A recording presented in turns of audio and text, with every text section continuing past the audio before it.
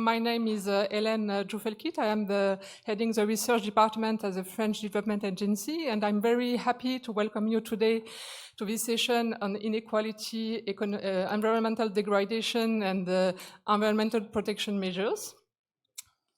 So, in its sixth assessment report, the IPCC highlight that more than 3 billion people are living in a highly vulnerable environment.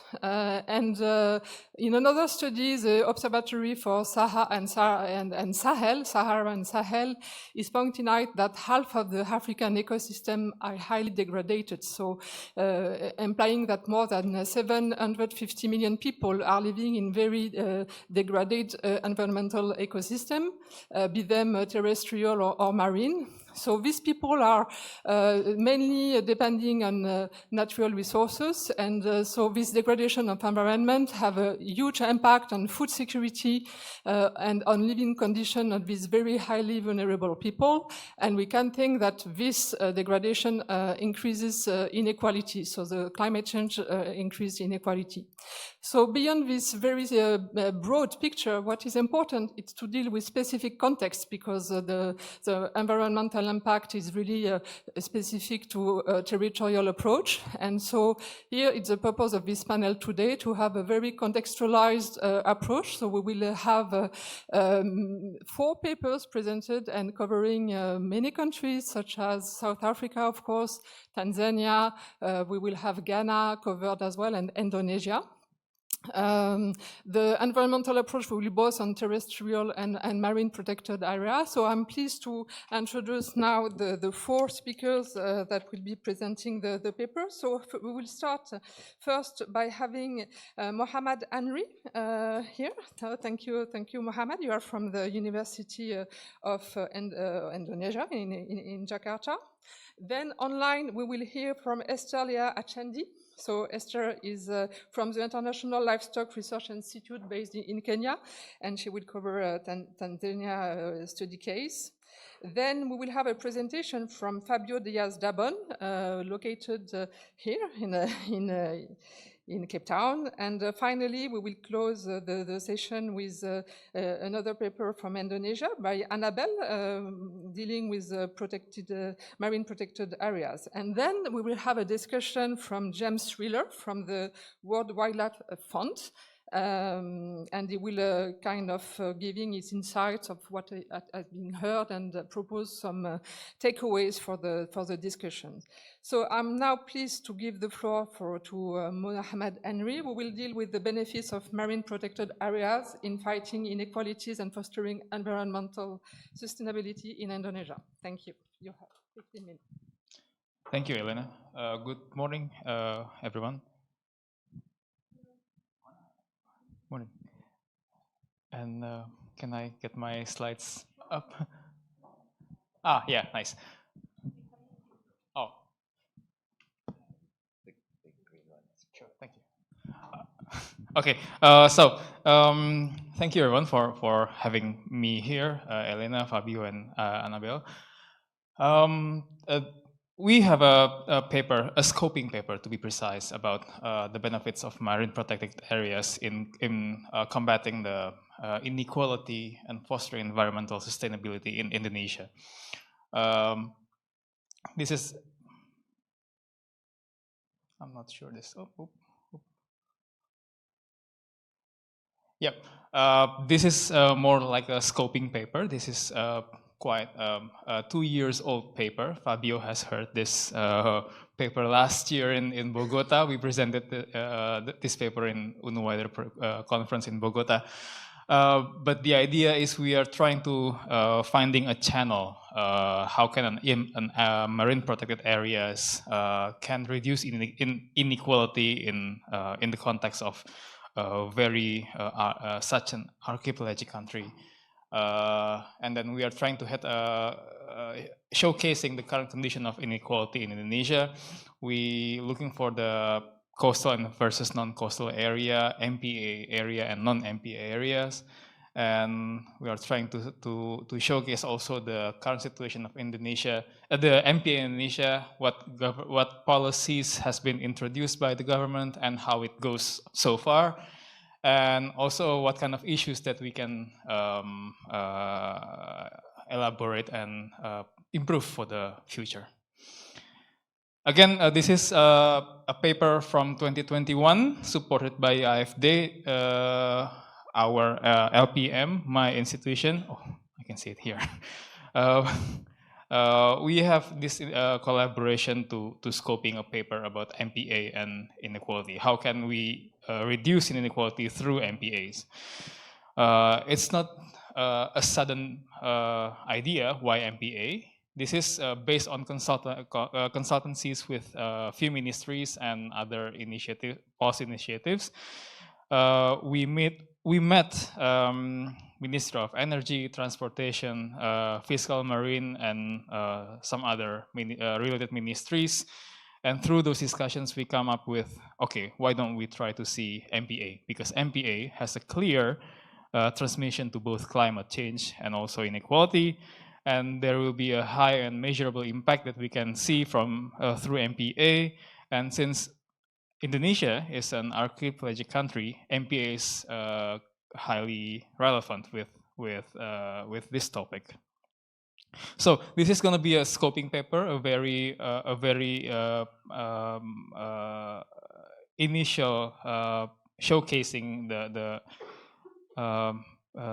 ideas of MPAs.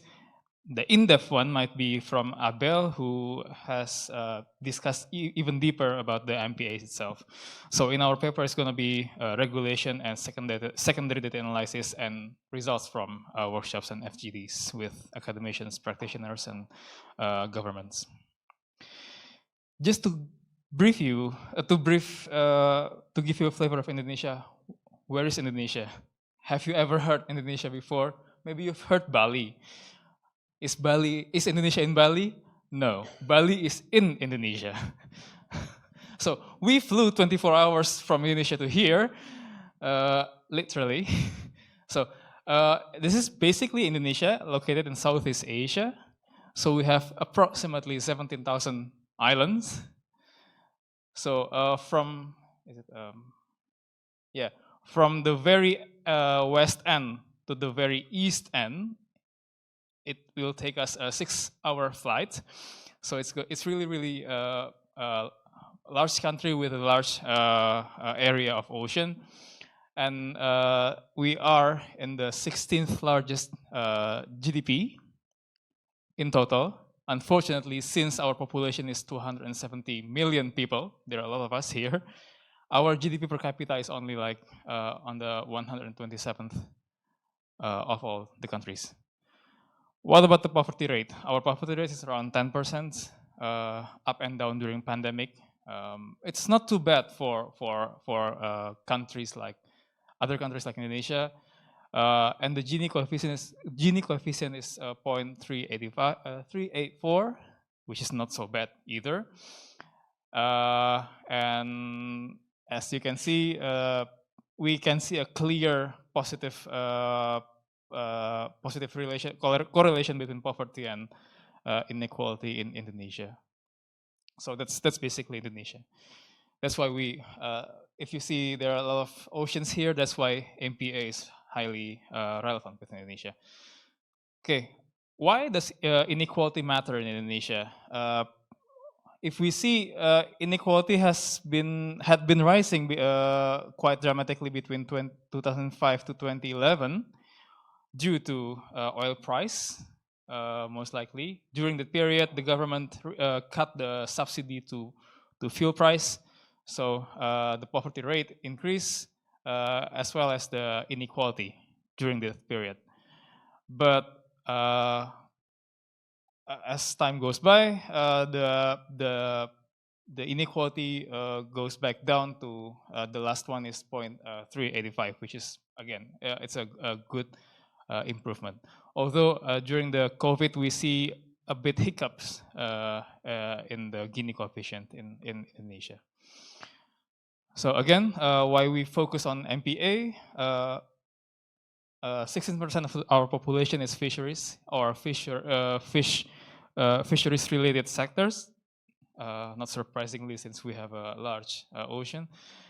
And unfortunately, although we have a big population in that sector, the expenditure per capita for people who are living in who works in that sector is 18% lower than other sectors. So there is something we can do about it. Should be. From our paper, we try to identify the mechanism. How can MPAs can reduce inequality? We identified at least two main channel, economic and non-economic channel. MPA might induce inequality reduction through job creation, for example. It introduced tourism, creative industry, which leads to more not only fishermen's, fishmongers, but also other kind of creative industries. For example, like people selling handcrafts in the oceans. And also it will increase the fish productivity and increase land value around the MPAs. And of course, since it might have a high fish productivity, higher income, there will be more tax for people, and there will be redistributive fiscal policies. Not only that, through non-economic inequality, we can also see that women empowerment, more women could access job through MPAs. So it's no longer male-dominated sector. Yes, fishmongers are more likely to be male, but those who are selling in the MPAs tend to be more women doing that job. And also, since they have higher income, education and health access is getting better. And also the ecosystem will be benefited through MPAs because the sustainability of the area is getting better. Sorry. Whoa. Okay. So yeah, what the government has done up until now, they are targeting 10% of our area to be MPAs, only 10%. And then they have the financing. They have specific allocation grants and some grants from NGOs, which you can see here in Compact. And there is also international partnership from Australia mainly. And how do you see how the policies went? 10%. Is it big? Is it not big? Is it small? If we compare to the Philippines, for example, Philippines has only targeted 1.4 to 1.7%. So we are good enough in terms of this. But again, Australia, they are targeting 44% of their oceans to be MPAs. So we are somewhat in between these countries. But the thing is, it's quite difficult to find because there's no specific data about that one. In micro level, what happened in Indonesia's MPAs, we have sustainability awareness problem, implementation problem, and human resource problem, mainly because this is more likely just a one-off program. It's not continuing during the period. And we have seen the inequality in MPAs and coastal population is rather lower than the non-coastal area, for example. If you see here, the coastal area, Gini coefficient in coastal area is smaller than the non-coastal area. And coastal area with MPA is even lower than coastal area without MPA. So we see there is a positive association between MPAs and inequality here, but we cannot actually say that MPA causing reduction of inequality because we don't really have the data. So there might be an econometrical problem here. I hope Abel can explain more about this one. So next, which I hope Bella have this issue is what can we improve? There are some channels that we can improve our MPAs is through monetary and non-monetary incentives, co-management system, collaboration and monitoring, improvement in institutional capacity. Again, this is since most MPAs in Indonesia is one-off program, so it needs funding to make it keep going. Not only when the MPA is introduced, but also always continuing to the next year.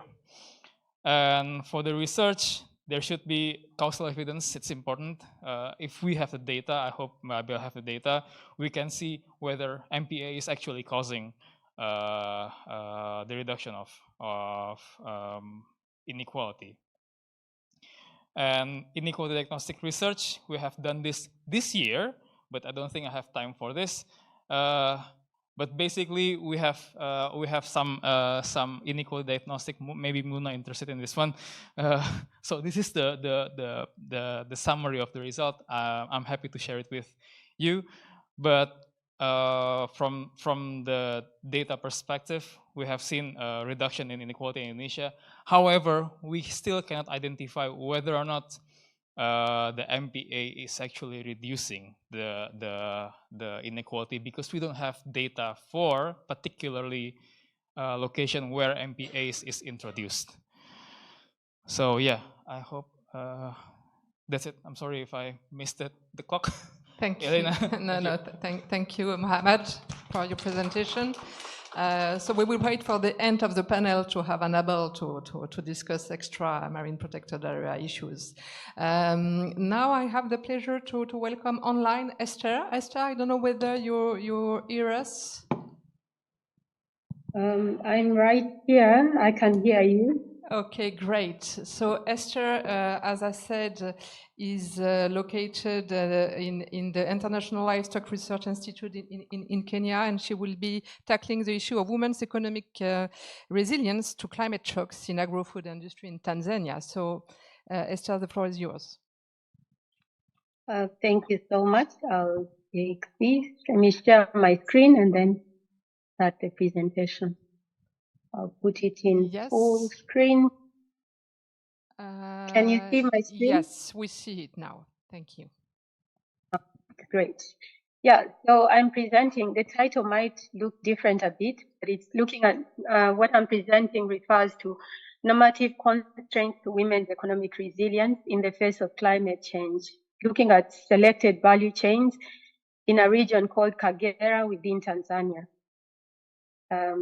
I'll just move my screen. So I'll give an outline. What we will briefly discuss is the objective of what this study focused on, the methodology that we use to explore, which is mainly qualitative, and then I'll present the results that we have so far, and then look at the adaptation practices and resources, as well as highlighting the norms that we found. So this study is part of the HAPLUS initiative. HAPLUS is harnessing gender and social equality for resilience in agri-food systems, which is one of the initiatives that funds a number of projects within the CGIAR Center. CGI is Consultative Group for International Livestock, Consultative Group on International Agricultural Research. And this work in particular is part of three different exercises or explorations that we've done. So one exploration was looking at gender norms as constraints, but mainly focusing on literature, and this ran across different value chains in different countries and contexts within agri-food systems. And then we also had this particular work which focuses on looking at normative constraints to women in building economic resilience in the face of climate shocks. And the last one explores normative constraints, but quantitatively. So the exploration that I'm going to present to you is qualitative, just to say that there's the quantitative which has been done by a different team, as well as the extensive literature review done by a different team. So the methodology that we use is qualitative, and we explore using stakeholders, workshops, focus group discussions, key informant interviews, as well as individual interviews. And Within the workshop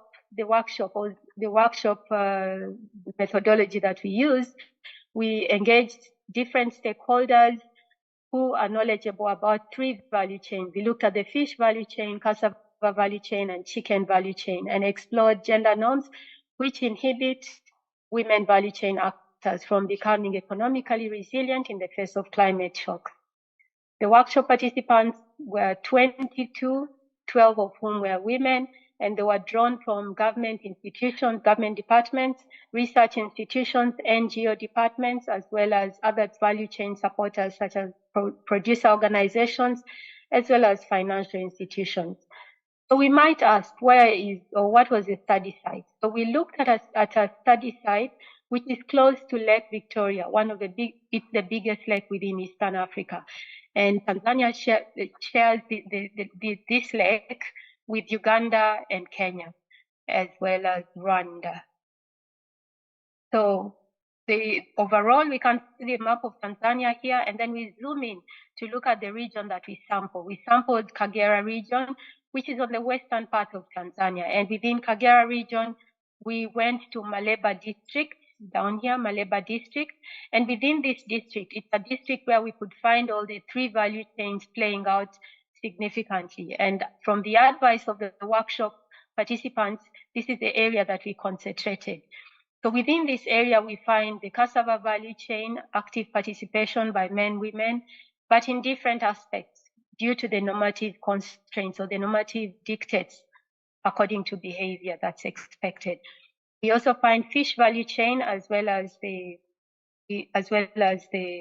poultry value chain or chicken value chain.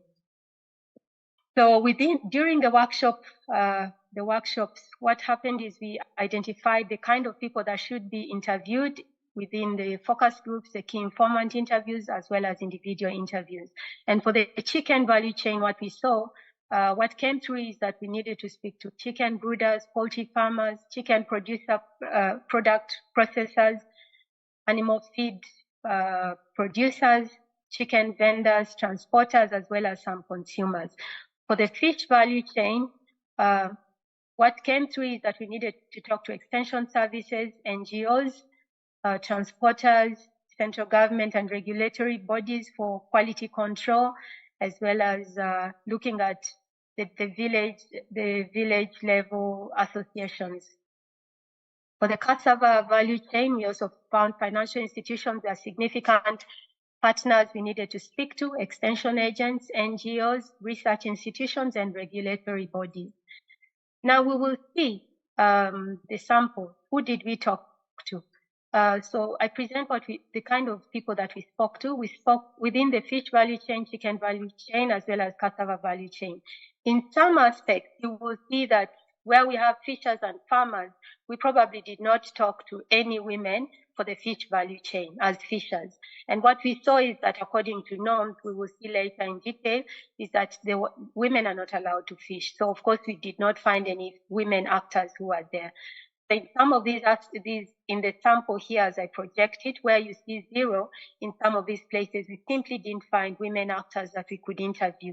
And it's interesting to note also that while we do not find women fishers, we also do not find women as government officers or as NGO workers in some of the aspects, which shows that the kind of segregation or labor segregation that results from norms we have in place does not simply affect producers, but also we find underrepresentation of women in other aspects that, especially now in the state related aspects.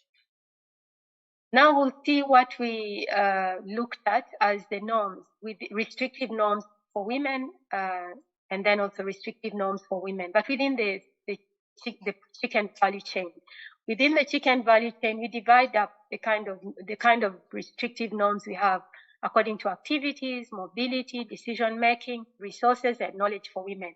While for men, so far what we've seen is that we are mainly seeing that they have restrictive norms when it comes to participating in some activities. So for women activities, some of the activities highlighted as inappropriate for them to participate in, we saw slaughter, building of chicken coops, moving freely without permission from their husbands. Also engaging in decision making, it was seen as inappropriate, especially initiating the idea of the chicken business. We also saw that they are limited in terms of resources. It was not appropriate for them to have access and to control or even inherit property and resources. And it was also perceived that women should not teach men anything. So it's perceived that men are more knowledgeable and experienced. Now, why we highlight restrictive norms for men is that where men are limited in what they can do or the activities they can engage in, it essentially means that these are areas women have to exclusively engage in and can crowd them out from the more productive and more profitable nodes of the value chain. So for men, it was inappropriate to engage in small-scale chicken enterprises. It was also inappropriate for them to be working in home-based activities, things like carrying water for chicken and watering the chickens, taking for them water, cooking chicken. They were not engaging in such kinds of activities. For the fish value chain, we saw a number of restrictions for women in terms of activities, spaces where they could engage, as well as mobility, and we'll see a number of others down. But also for men, we see some of the activities they should not engage in. And for fish here, we see women should not engage in high-income earning activities. So they engaged more in the small scale, but also lower earning activities. And then there were places where women should not step. For example, stepping on the fishing vessel, it was inappropriate for women to be found anywhere near a fishing vessel, stepping on it. They were also not supposed to engage in fishing-related activities outside the homestead or be out of their homes in the night. And we continue looking at this. Within the decision-making sphere, they were not supposed to make final decisions independently, especially on family resources. And it was also inappropriate for them to own fishing vessels. For the men, we saw for fishing that it was inappropriate for them to perform tasks such as cleaning and potting of fish and low-income activities. Or they were also not allowed to speak or mention anything with regard to women while on fishing expeditions. And in terms of resources, men were not allowed, it was said that it's inappropriate for them to use assets or financial resources which are for women when they are on those fishing expeditions. It was said that that could bring bad luck while they were out on the waters.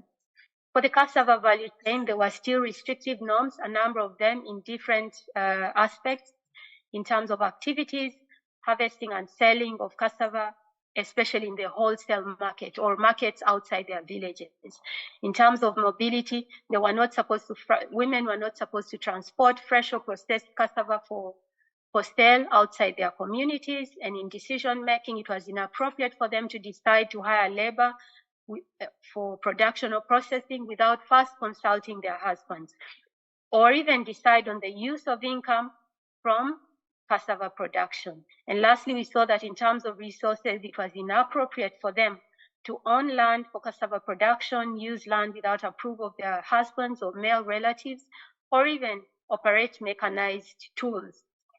For the men, what we saw is that it was shameful for them to engage in any cassava-related activities, such as bending, washing, those small time-consuming activities. And it was also not appropriate for them to plant or even to weed. Those were left to the women. Inappropriate for them to cook, roast, or even engage in grinding, because they said such activities reflect feminine posture, which was not things expected of men to engage in. For those women who went outside the norm and engaged in activities not perceived normal for women to engage in, sometimes they were cast because this was a norm at the intersection of social norms as well as religious norms. So some people simply cast them, others boycotted their services, especially the male potential clients. They boycotted services of these women. But then there was also gossip as well as accusations that such women were probably controlling their husbands in order to engage in such activities, using all sorts of means such as witchcraft. But the men were also sanctioned when women engaged in activities that were perceived to be deviating from the norm. Now, when it comes to the value chain aspect, we saw a number of things that came through, especially with regard to what are the challenges what were the climate-related challenges. For the poultry value chain, What we saw was that excessive rains result in lower laying capacity and smaller eggs as reported. They also reported high rates of disease infection. Flooding resulted in destruction of chicken cools and also destruction of crops, reducing feed availability. And overall, during the excessive rainy seasons, there was reduced demand for chicken and chicken-related products. The other thing is the insufficient rain. So insufficient rains resulted in crop failure, and this crop failure fed through into lower availability of feeds for poultry, but also there was water scarcity. So women would spend more time looking for water. Excessive heat, they said this lowered the laying capacity. When we look at the fish value chain, excessive rains, they said this resulted in fish abundance, but there was a problem in drying the fish, and therefore sometimes they had to just throw away the fish or turn it into chicken feed because it would rot, and then it would not be fit for human consumption. Then excessive wind would result in high instances of boat accidents during fishing or even destruction of the fishing vessels. Excessive heat, fish would die due to the rise in water temperatures, but also scarcity of fish as they would move to cooler waters. For the cassava value chain, excessive rains would result, sorry, this was a mistake. Excessive rain resulted in for the cassava value chain, what we saw was that there was susceptibility of the crop to disease and therefore reduced yields. But also there was some instances of excessive winds and hailstorms, which resulted in destruction of the crops. Overall, we saw some adaptation practices which were being used, such as climate information services. However, women had less access or even decision-making power over the channels for such information. For example, they would say if we have weather forecasts that are sent through the radios, then they're usually sent at a time when women are cooking. And because it's one resource, the person that has access and control over it is the man. So the woman can't be sitting there to listen. She has to be engaged in preparation of meals for the family. So women were not often not able to access climate information as adequately as the men would access. When it came to loans and credit, women mainly rely on informal channels, accessing less amounts of money. But also the other thing is that because of their lack of decision-making power and also lack of control and over resources, they could not use resources as collateral, and therefore the amounts of credit they would use, they would have access to were lower amounts. In terms of diversification, women were generally had less options for diversification, especially because norms and gender roles and activities. Reports were that men would opt to change value chain, say for example, move from fishing and get full-time employment on another fishing boat. However, for women, that was not possible because of the kind of norms, since they would not engage in more fishing anyway, or even the assignment of roles of taking care of the family to the woman, it meant her movement was limited.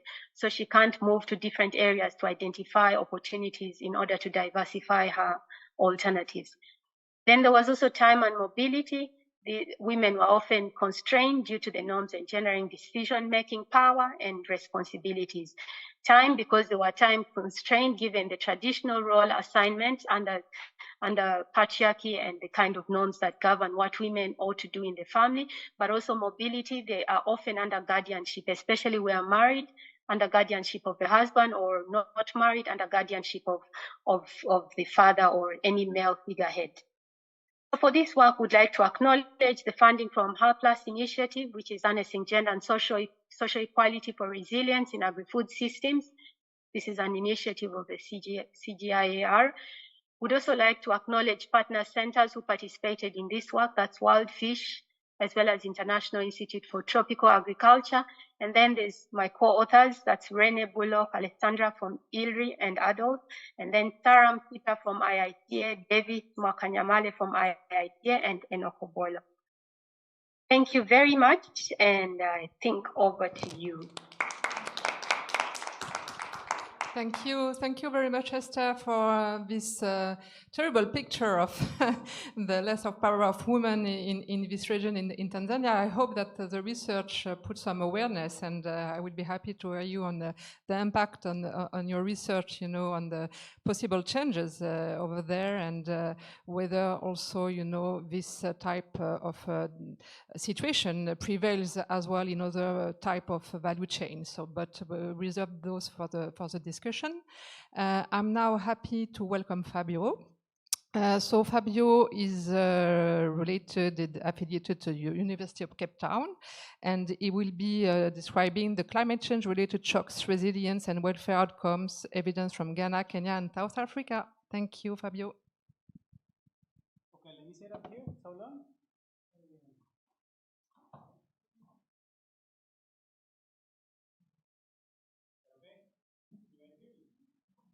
So let's start with this. Is the presentation there? So, great. Perfect. So this is some work that we did. Is this working? Okay, great. It's a little bit slow. So this is something really interesting that we did, and it was trying to analyze how the ownership of assets in the households could help us to explain different outcomes related with climate change shocks, right? And to do that, we look at 3 countries at the same time. So we look at the case of Ghana, we look at the case of Kenya, and we look at the case of South Africa. Given the restrictions of time, I will describe a little bit more in detail the case of South Africa just to explain sort of like the logic behind the results, but I'll also mention the results related with Ghana and with Kenya, right? So this is work that we have done in ASYAH within the 3 nodes in Ghana, Kenya, and South Africa, and that involves the team like with Muna Shifa, Bimal Ranchot, Avena Oduro, Damiano Manda, Kwado, Kojo Danso Mensa, Murray Labran, and Professor Herman Nwago. So let's go for this. So the issue with climate change is not only its existence, but the nature of the shocks and how they affect the well-being of citizens across the continent, and especially in Africa. Because in Africa, the vulnerability of people to these shocks is perhaps the highest in the world, related to the vulnerability of livelihoods due to poverty, the weaknesses of social protection networks, and the like, right? In the case of Ghana, Kenya, and South Africa, in the case of South Africa, what we have is that we can have different kinds of climate change shocks, right? In our study, we're just looking basically at droughts and floods. And this is coming down slowly. In the case of South Africa, what we have observed is droughts happening every now and then. The most recent drought happened between 2015 and 2016. I think it's fixed, thanks. In the case of Ghana, we have observed floodings taking place more recently in 2010 and affecting like significant amounts of people. And in Kenya, like they tend to observe like droughts on a periodic timetable. So every 2 to 3 years or every 5 to 10 years, droughts tend to happen in Kenya, making droughts in Kenya an important climatic shock affecting the well-being of people.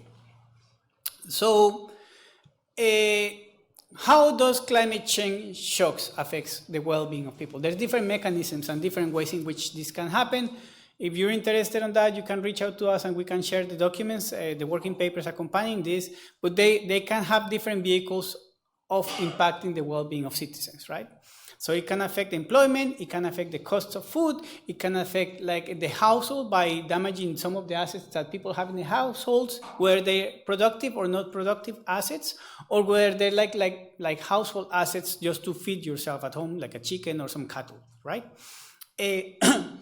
And those are the different ways in which these shocks can take place, due to more rain or due to higher temperatures, right? Now, the question with climate change shocks and welfare outcomes is that they interact with the context in which they take place, right? With the environment, with the social structures, with the existence or the absence of social protection networks, and in the way in which societies and states respond to that, right?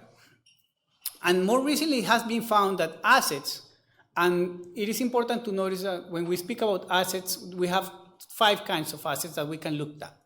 We can think about like financial assets. We can think about like that's money. Household assets, a vehicle or something that you have at home. You can talk about social assets, your community, You can talk about the environmental assets and cultural assets. Environmental assets, if you take some log from the nearby areas from your household to cook, right? In our study, we're just looking at the first one, household and financial assets, because we don't have data on the other ones, right?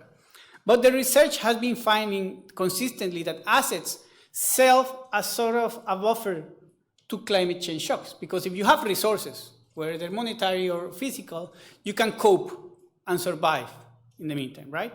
And also, like, what is interesting is the role of social transfers. And this is an interesting way of thinking about assets, what we could call like societal or state-led assets that seem to be able to protect people as recently found by HANRI in 2022, right? So that's what we're trying to do here. So now we're going to come into the different countries, and basically what we did for the 3 countries is do a sandwich. On the first layer of the sandwich, we just got data about the households and the conditions of people living for different time periods. The second layer of the sandwich, we basically got climatic data, and then we just try to assess that with the third layer of the sandwich that is basically accounting for the assets. So in that sense, we could account for well-being, that in the 3 papers, we're looking at consumption, how much you can spend at home, as an indicator of your well-being, right? In the case of South Africa, we're using the National Income Dynamics Survey, and we're using like the 2010, 2015, and 2017 waves. And in the case of the climatic shocks, we look at the shocks that happened in the years before the waves. So we're trying to see if like a previous climatic shock affected your well-being in a particular year, right?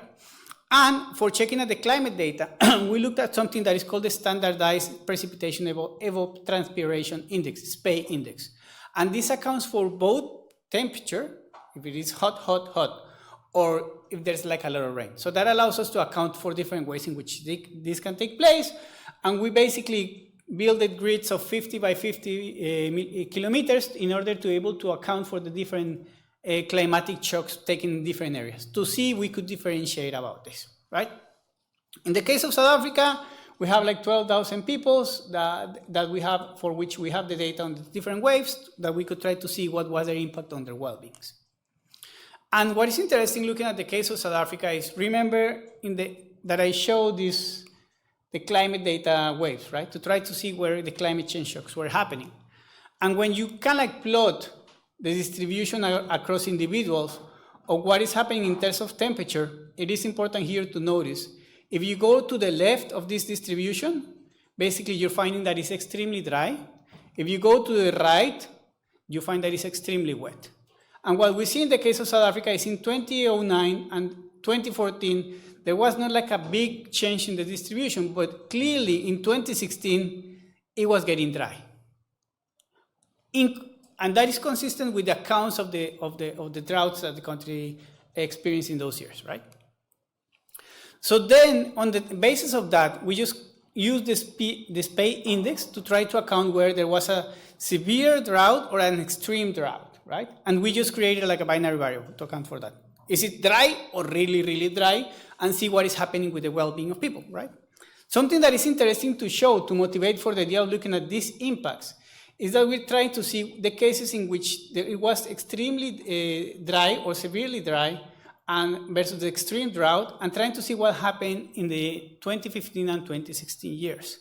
And what is interesting is when you check in the case of 2016, you can see like in several provinces, the amount of people experiencing droughts was extremely higher than in 2015, right? And when we bring those 2 years together, we find that like an important segment of the population experienced a severe or extreme drought, right? And when we try to see if they experience an extreme drought, like the proportion is a little bit less, but still, it was dry, right? And that's important to notice. So you would expect, how is that affecting that? Something that is important when we think about climatic shocks is try to see that when we check at droughts, the drought is like a slow burning fire, right? It hits people slowly. Whereas a flood is something that is sudden and it's like a big, big shock. So that might affect the way we can interpret the results, but it's important to have that. Then we just proceeded like trying to do like a regression model, and then we just do an OLS and a difference in difference. We did like a synthetic difference in difference because The parallel trends assumption that is important methodologically for diff in diff doesn't apply given that we're looking at climatic shocks. And this is what we start to find. And what we find is that it's not really clear how is this happening in the case of South Africa. And that opens another set of questions, right? So whereas we see in the models, as we check, that it seems like wealth or assets seem to be associated with higher well-being consumption, when we're trying to see the interaction of those assets with the shock as a wealth, we don't have like the asterisks. And that means this is not a significant effect. So it's hard for us to assess or to argue that actually assets are doing that role in South Africa, right? Or that there's not an impact in that case. However, it's important to notice that there was an impact, but it's not statistically significant of the drought, right? It's negative, but it's not clear. So there's a puzzle there in terms of how do we conceptualize this, right? And then when we try to see like the welfare of individuals, we have something similar in terms of like that the droughts seem to affect like the results, but we don't have significant results. So we have like still like an open box that we need to reflect upon. I think sometimes it's good to reflect on what we haven't really figured out how to puzzle to avoid p-hacking. I think it's like good practice. And then we have like more interesting results in the case of Ghana and Kenya. In the case of Ghana, we use the GSAEPS, the Ghana Socioeconomic Panel Survey for 2010, 2014, 2018. We did similarly, we used the SPAY, but what is interesting is we didn't check for droughts in Ghana, we checked for floods. Because the climatic shock that tends to affect people in Ghana is floods, and then we use like a random effects model. And then this is interesting because we see consistently that the effect, by looking at the indicators of floods during that 12-month period, 24-month period, or 48-month period is negative. So there's an impact in terms of well-being, right? We also observe that the household assets actually help to cope that impact positively, right? And the interaction effect, it becomes a little bit puzzling because it's not significant for like impacts that are like less than 2 years, but for longer impacts, it seems like assets and climate change shock seems to like buffer this result. One possible answer for this is because when you get flooded, your household gets flooded, you have to buy everything again, and you don't buy it right away. And that means you increase your consumption. But it's something of coming out of the analysis of knowing the context, right? Then we go to the case of Kenya. In the case of Kenya, there's something really interesting that the Kenya Integrated Household Surveys, the KIHBS, has a question about droughts or floods. So this makes it easier for us because we don't have to match climate change shocks into household to try to see what is happening, right? But in addition to that, in the Kenyan case, we looked at the unstandardized deviation from rainfall from long-term averages.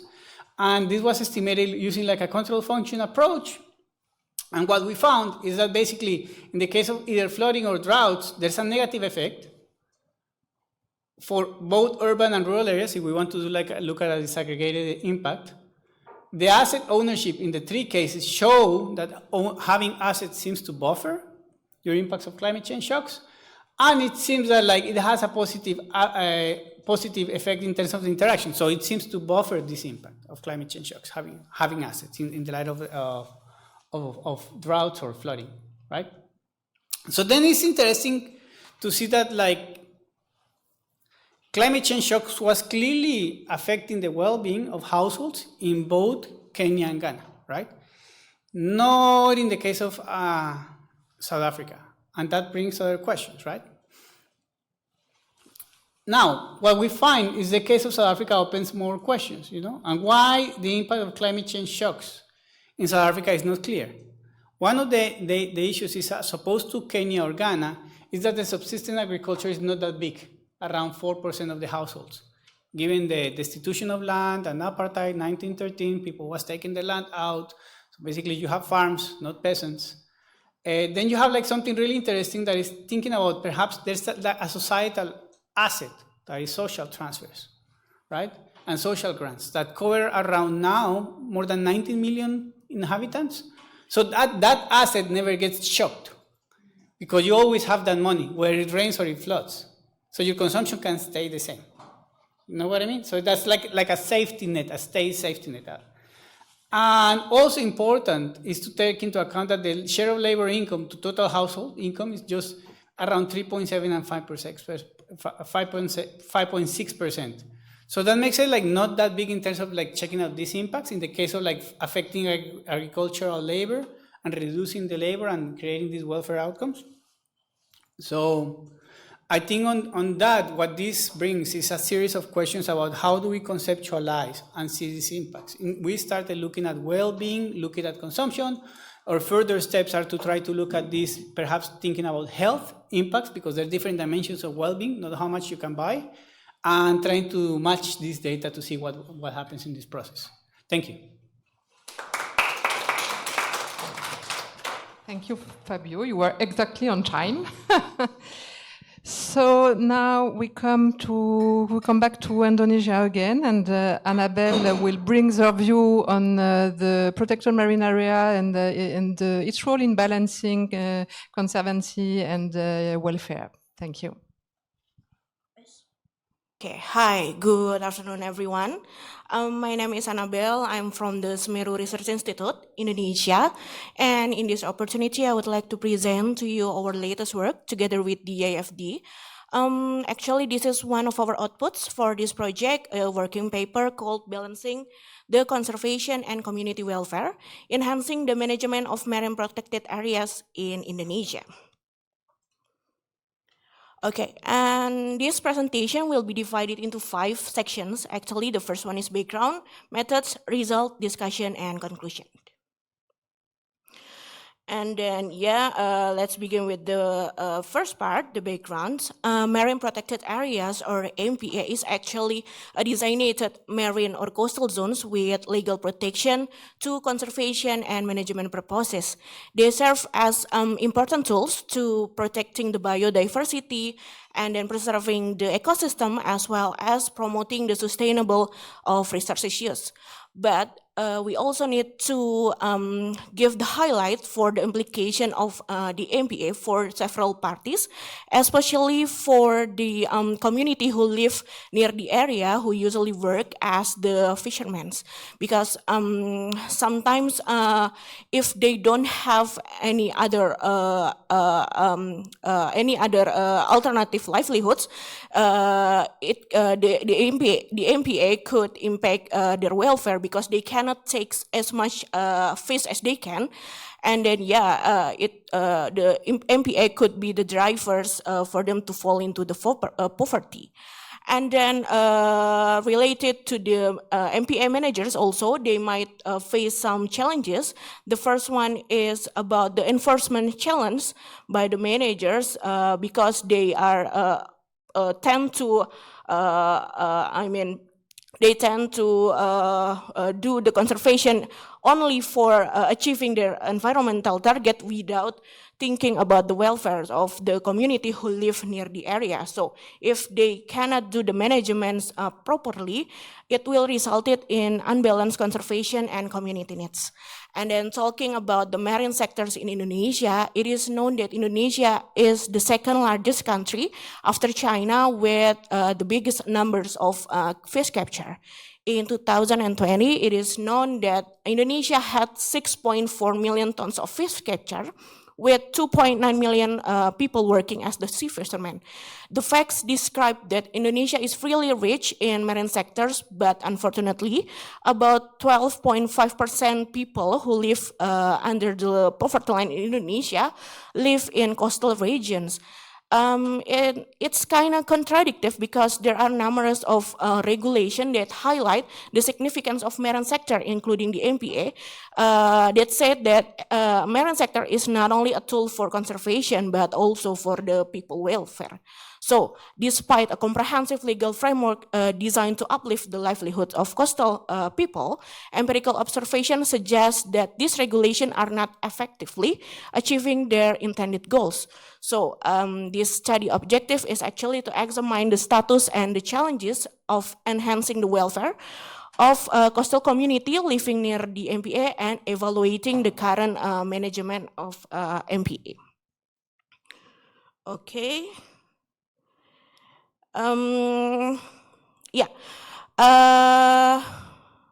Okay, this study is actually mixed methods, the qualitative and the quantitative. The qualitative, we did a study in 3 locations of MPA in Indonesia. The first one is the Safusi in East Nusa Tenggara, and then Nusa Penida in Bali, and then in North Minahasa in Sulawesi. We conducted at least 18 FGD, consists of FGD with the communities and the stakeholders, and then we also did 80s in-depth interview with key informants. We also did observation and the study. We did the field work earlier this year in January and February. And also for the quantitative, we utilize secondary data that are available, such as National Socioeconomic Survey, and then IFLS, or Indonesia Family Life Survey, and potential village potential census. And then ensuring the decent welfare of living condition for communities near MPA is of paramount importance for several reasons. Because first, they heavily rely on the marine sectors for their livelihoods, for example, for fishing and then tourism activities and any other related marine area. And then they also play a crucial role because sometimes they have a local knowledge to do the conservation, so the conservation become more effective.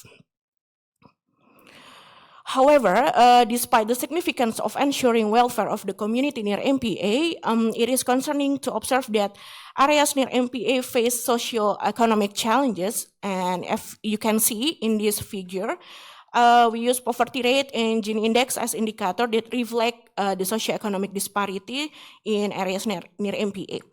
And then please keep in mind that the blue bar is for the MPA village and the brown bar is for the non-MPA village, where MPA village is a village within 2 kilometers away from the MPA or adjacent to MPA village with fish capture as main livelihood sectors. And then, yeah, as you can see, the poverty rate from 2010 until 2015 decreased in both MPA and non-MPA village. And then we found that MPA village show a comparatively smaller decrease in poverty rate compared to the non-MPA village. And then when we comparing the mean of Gini index difference in 2015 and 2010 for MPA and non-MPA village, we found that MPA village exhibit higher inequality than non-MPA village. And then related to the coastal community residing near the MPA also face challenges in accessing the essential infrastructure, including reliable cellular phone signals, adequate sanitation facilities, and then limited healthcare, and then fewer financial support options such as community credit banks. Yeah, and then when it comes to the job sectors, PODES data consistently shows that agriculture and then fisheries and plantation sector remain the predominant source of livelihood in both MPA and non-MPA village, with fish capture being more prevalent in village near the MPA. Although MPA often impose fishing restriction in protected areas, there does not appear to be a noticeable reduction of fish captures activity in MPA village. And it can be attributed to several factors. The first one is maybe the community near the MPA has other alternative livelihoods, or maybe the location of MPA is quite distant for the fishing ground, or it may suggest that the lack of enforcement of fishing restriction within the MPAs. And based on our interview with the MPA managers in Safusi, she said that there's actually a lot of potential in Sabu. There are resources that can be utilized by the community. There are still plenty of fish there, but due to limited utilization, the economic condition doesn't change so much.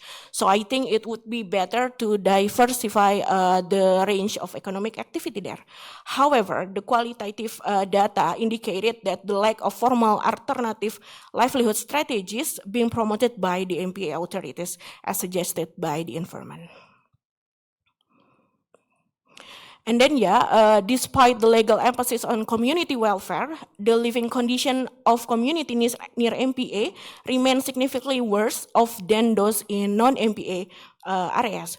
We argue that the way MPA have been managed contribute to the less effective measure in dealing with socioeconomic issue in the communities near MPA. Currently, MPA in Indonesia are administered by the central government or the provincial government. The central government manage MPA fall under the purview of Ministry of Marine and Fisheries, especially through agency like BKKPN. It's a national agency in Kupang. And while provincial government manage MPA by the implemented through UPTD or Regional Technical Implementation Unit. And non-government actors also take part in managing MPA in Indonesia. They managing conservation zones and then sometimes help the government to conducting baseline study and etc.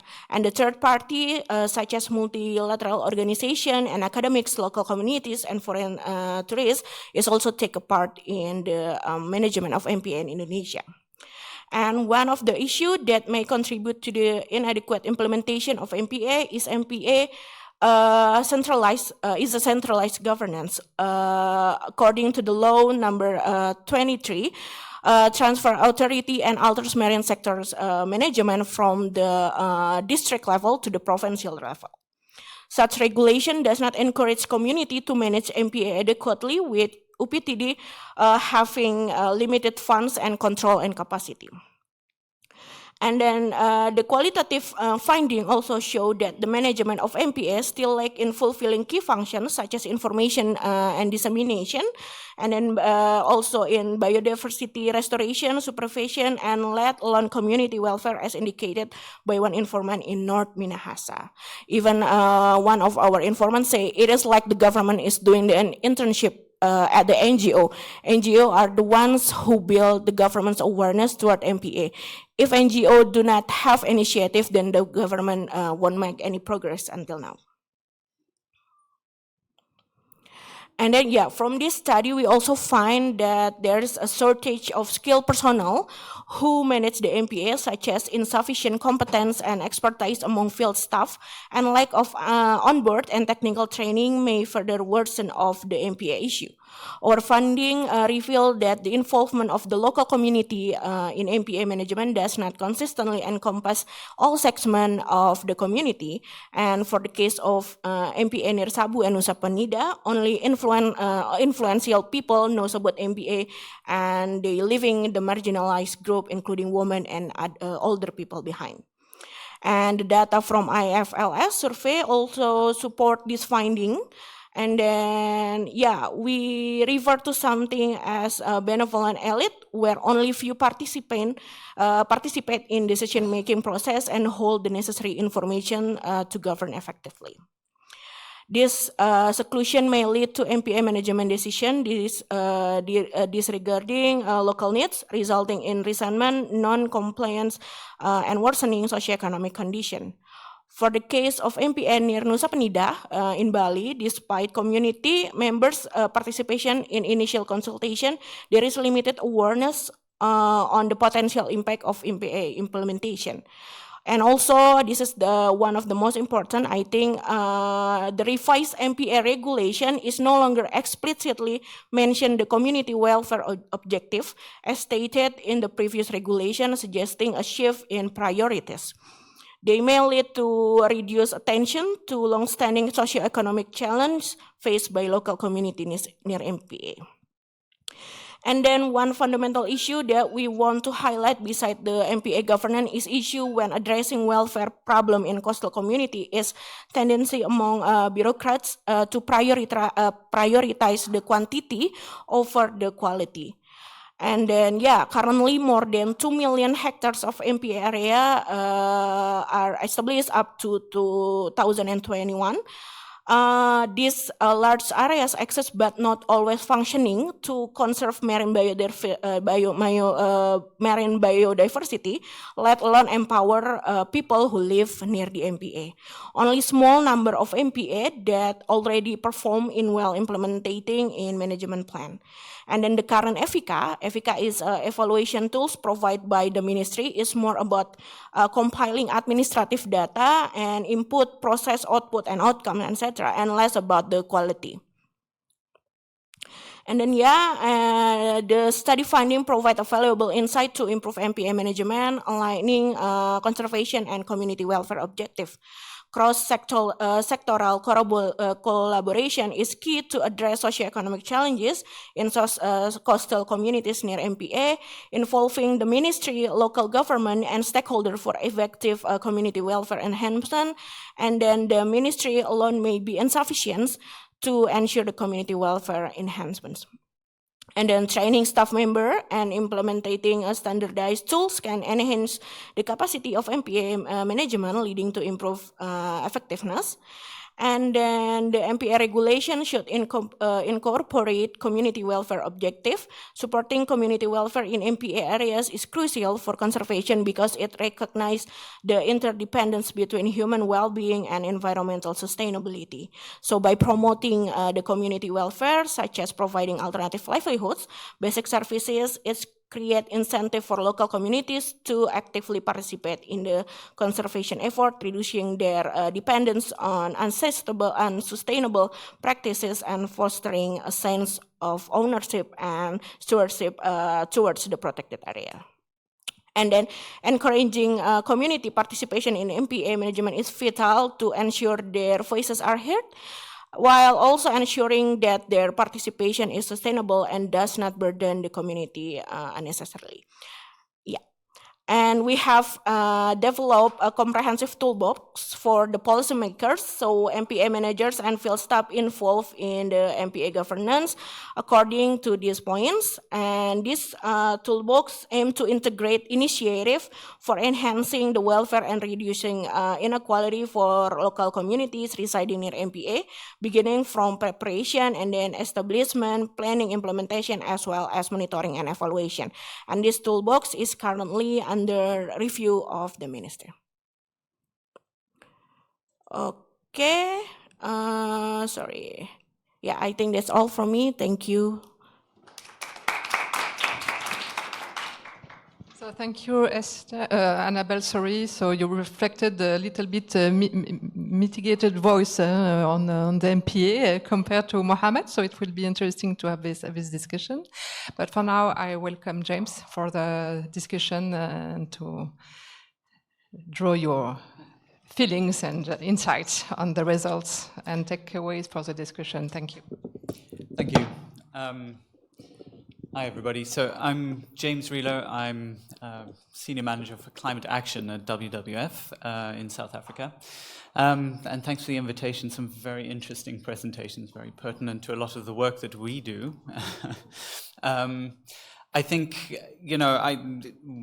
where to start? I think, Fabio, what was very interesting about this study is, well, first off, it highlights the fact that climate risk really isn't just a factor of, a matter of exposure hazards. It's really about vulnerability, right? So communities may well be exposed to the impacts, but the availability of mitigation measures within households and within the community, that kind of social net, is critical. And I think, I know it wasn't conclusive, but I think the point that the kind of social net that's provided by the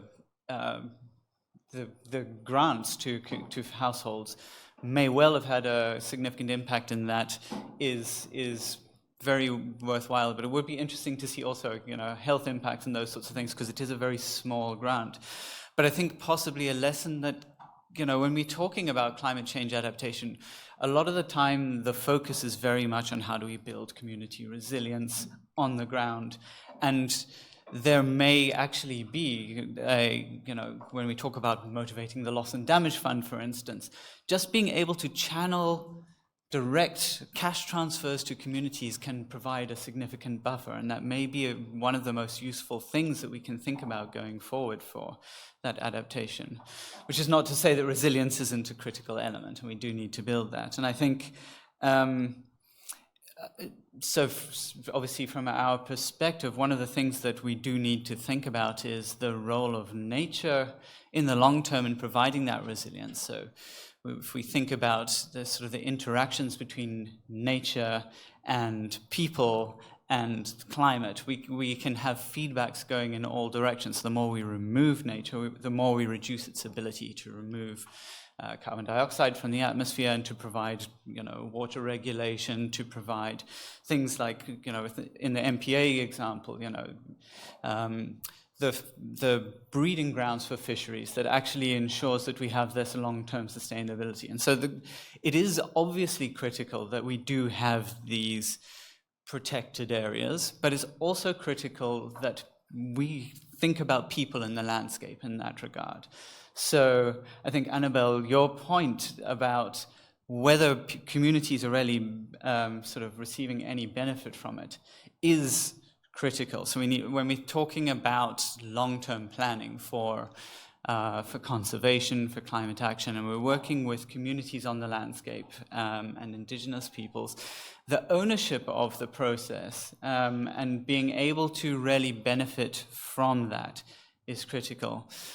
There's a great paper by Gardner talking about conservation under the sort of dynamic regime of climate, where we actually, were we no longer on the landscape, we would see huge shifts in biodiversity to compensate for the dynamic situation. And that obviously can't happen because we are a sort of an integral part and we provide, there's a lot of infrastructure blocking movement, those sorts of things.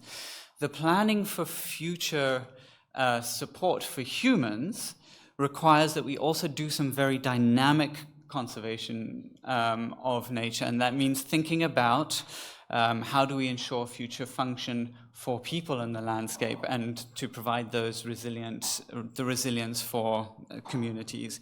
But also, how do we sort of do what's called OEMs? Like, how do we think beyond the MPA, and we think about a landscape of conservation where people are interacting with nature and are benefiting from it. And I think the question of whether we're just improving livelihoods or securing livelihoods, and whether we're addressing inequality, which is kind of a focus of this, is also very important, right? So typically we will see that communities on the landscape who are dependent on natural resources tend to be poorer than urban sort of educated communities. But even within those communities, as Annabel pointed out, we're seeing a shift. You can see a shift in inequality, and that's because some people do benefit from the alternative livelihoods and some fall through the cracks. And I think Esther's study was very, very illustrative of this. So we can have just sort of social norms, gender norms that are providing barriers to the beneficiation. And those things are not simple to address. We're not talking about something that a cash transaction can fix, because, as Esther pointed out, in some cases the cash is not, women in households are not able to access the cash. It's controlled by the man of the household. But I will also say, with some of those gender norms, so in sub-Saharan Africa, typically you'll see much more of the agricultural activities are undertaken by women. That also provides a vehicle, so they're more vulnerable to climate impacts, but it provides a vehicle for addressing the vulnerability, because if we can push sustainable agriculture that is more resilient, women-headed households may actually benefit, receive more benefit from it than other households, and it helps to strengthen the role of women in the community. So it's not a simple fix, obviously, and there's some very cross-cutting themes coming out of this. But I think broadly, when we're talking about how do we address sort of risk in the landscape, there is a broad toolbox of things that we need to think about, you know, the cash transfers, the alternative livelihoods, but we really need to have community voices involved in it all the way through. It has to, we can have a sort of top-down approach to fixing sort of the landscape, if we like, but the bottom-up approach is the only way that we can address the inequalities and the real benefits for communities. Thanks. Thank you, James. Before re-giving the floor to the speakers, maybe I will take the chance to have some questions, if any, in the audience. Yes, please. I give you a mic. Thanks. Hi, Let's Make That Green Connection, South Africa. I just wanted to ask around the MPAs for the first speaker. Were artisanal fishers excluded from your MPAs?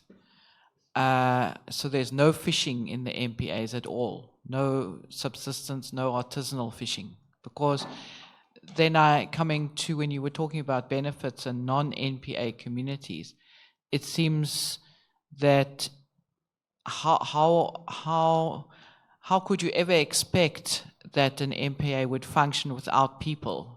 Because are you not displacing communities in order to conserve and under the circumstances of social need, there would be poaching, there would be no enforcement because there's no co-management, there's no agreement that this is something that should be happening. So that was just a comment. And then I found it very interesting, the presentation from Kenya about women not being allowed on boats, that it being bad luck, because having had discussions with fishers here, some of the guys said, yeah, but we don't want women on boats because then we can't gossip and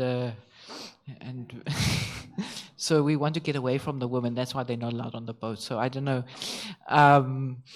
But I know in South Africa we had a similar thing, which has been overcome by women taking control of fisher boats, and they seems to be doing quite well. So that was just maybe a comment more than a question, but the issue of how MPAs are not actually helping conservation if they are displacing communities, which then leads to various non-conservation methods. Thank you very much. Any question? So maybe, Annabel, you want to begin to respond to all the comments or give a final words? Okay, let's try. In the previous session of this conference, HANRI asked me whether we get the data about the inequality and MPA. Unfortunately, we still don't have the data that state that MPA is actually, that MPA is actually giving the community who live in the area impact of inequality, or maybe the other way around. And to be honest, in the 3 locations that I visited during the study, they don't even feel that MPAs exist in their area, because there's no enforcement from the management. So yeah, they just live their life as usual. So maybe my key point from my point of view is it still need a lot of work for MPA to be worked, especially for conserving the biodiversity, and then as well as to increasing the welfare of the people who live near the area, because they still work by their own self. they're not integrating with other agency or a ministry.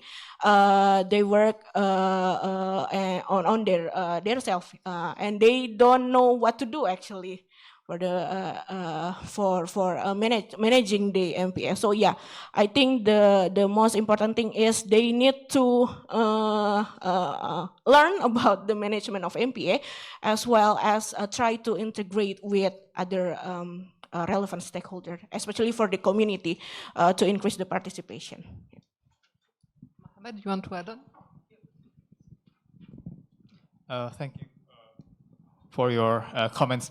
It's not like, from what I understand about the MPAs in Indonesia, through, maybe I didn't do as deep as Annabel did in her research, but as far as I understand, that the MPAs is not limiting people not to fish in that region, but they have to fish in a certain way that it will be sustainable for them.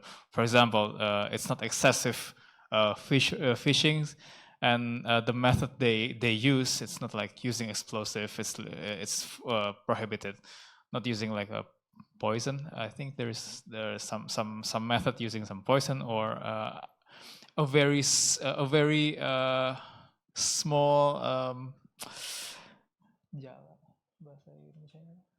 net.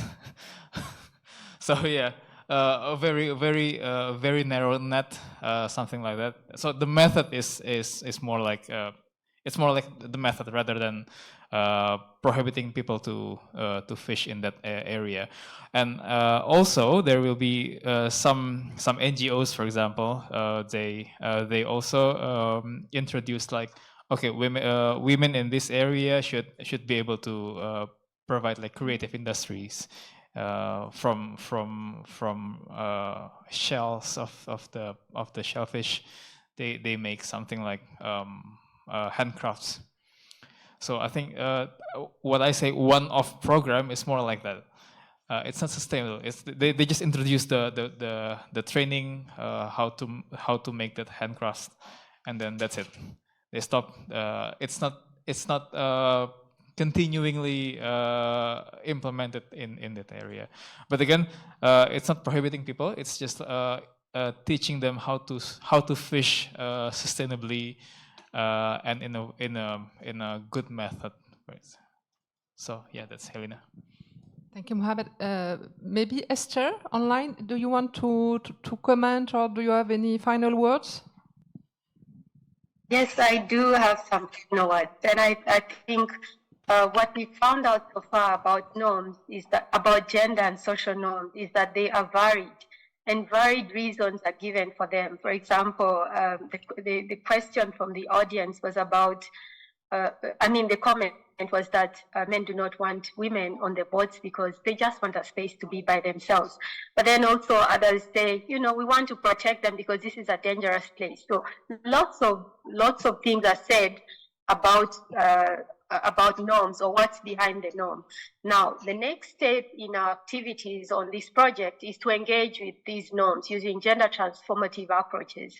So the next step is in the coming months, we'll be engaging with key stakeholders to identify which norms are malleable, because we also know that not all norms can be changed. They serve a purpose. So which are those that we can change to create space for women to engage more in the value chains and profitably, especially. So I think that is like my final comment on this.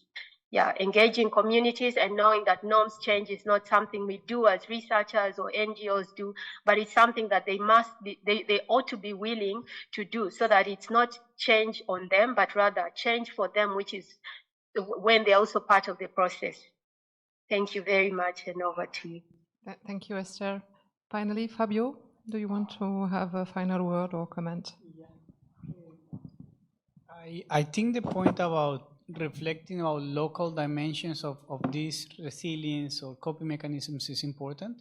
Something that we initially considered for this project was trying to map or match the quantitative with a qualitative approach, doing some surveys, but you know what happened in 2020, so fieldwork wasn't feasible. But that's also like would be an interesting venue, because then you can look at places where seems that people is more resilient and compared with places where people is less resilient, and try to identify perhaps their mechanisms or the communities were like capable in advance to prepare for such shocks given the experiences of the past. So I think that would be definitely interesting.